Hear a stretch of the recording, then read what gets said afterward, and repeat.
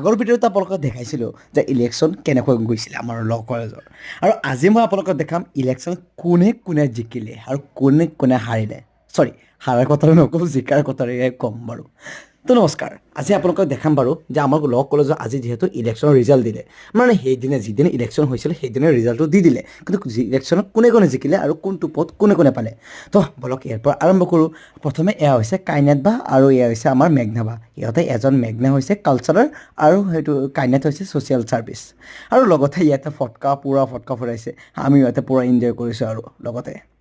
এটাৰ পিছত এটা ফটকা ফুটোৱা আৰম্ভ কৰিলে আৰু চাওক কেণ্ডিডেটৰ কিমান ফূৰ্তি মানে যিহেতু জিকিছে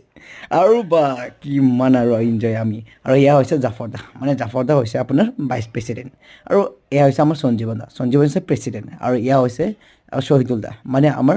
GS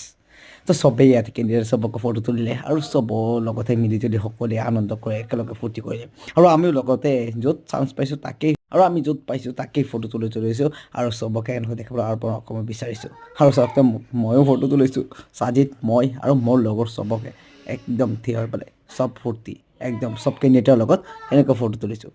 যিয়েই নহওক বাৰু নগাঁও আইন মহাবিদ্যালয় যিহেতু প্ৰথমটো ইলেকশ্যন গৈছে খুবেই ভাল লাগিলে আৰু ফটকা ফুটোৱা আমাৰ মানে অন্তিম নহয় হ'ল আৰম্ভণিয়ে হ'ল আৰু থেংক ইউ ছ' মাছ আজি এইখিনি আছিল mini blog next mini blog লগ পাম বাই বাই